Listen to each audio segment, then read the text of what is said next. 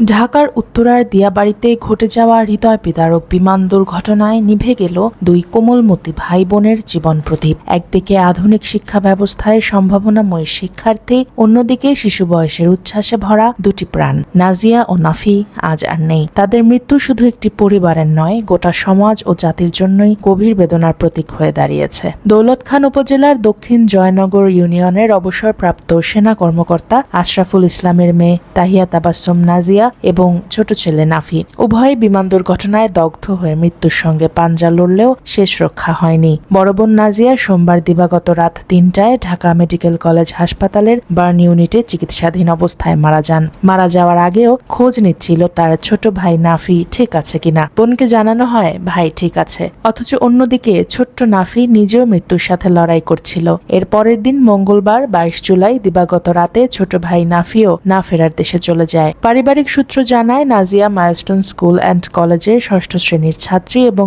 ছোট ভাই নাফি ৩য় শ্রেণীতে পড়ত। তাদের গ্রামের বাড়ি দক্ষিণ জয়নগরের ৭ নম্বর ওয়ার্ডের আব্দুল ওয়াদুদ হাওলাদারের বাড়ি। শিক্ষিত এ পরিবারটি দেশের ভবিষ্যৎ নির্মাণে অবদান রাখার স্বপ্নে বিভোর ছিল।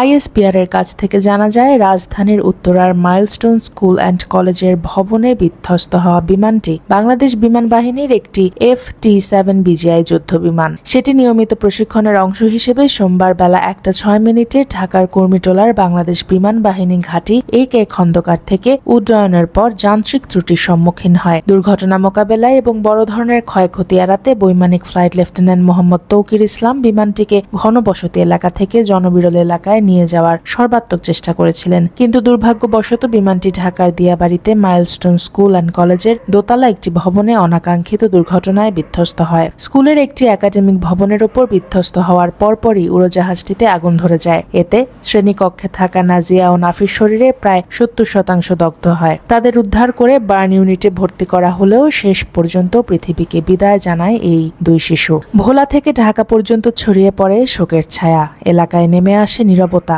আদরের দুই সন্তানকে হারিয়ে নিথর হয়ে যান মা বাবা। মা ছিলেন ৯ মাসের অন্তঃসত্ত্বা। কি করে বইবেন এই দুই সন্তানের শোকের ভার? কিছুক্ষণ পর জ্ঞান ফিরলেও সন্তানদের নাম ধরে ডাকতে ডাকতে আবার জ্ঞান হারাচ্ছেন তারা। স্বজন ও প্রতিবেশীরাও কান্নায় ভেঙে পড়েন। সেদিনের ভয়াবহতার বর্ণনা দিতে দিতে কান্নায় ভেঙে পড়েন নাজিয়া নাফির খালা। নাজিয়ার মৃত্যুর সময় সেই ছিল পাশে। নাজিয়া বারবার বলছিল, আন্টি তুমি আমার হাত ধরে বসে থাকো, আমাকে রেখে কোথাও যেও না। চিকিৎসক এসে একসময় জানিয়ে যান, নাজিয়ার হাতে খুব বেশি সময় নেই, ও যদি কিছু খেতে চায় ওকে খেতে দিন। নাজিয়ার খালা কান্নারত অবস্থায় চিকিৎসককে জানান নাজিয়াকে ব্যথার ওষুধ দিয়ে ওর ব্যথাটা কমানো যায় কিনা। পোড়া যন্ত্রণায় ছটফট করতে করতে নাজিয়া আইসক্রিম খেতে চেয়েছিল, ঠান্ডা পানি খেতে চেয়েছিল। খালা ছুটে গিয়ে তার জন্য আইসক্রিম নিয়ে আসে, কিন্তু একটু খাওয়ার পরপরই আস্তে আস্তে নিস্তেজ হয়ে যেতে থাকে নাজিয়া।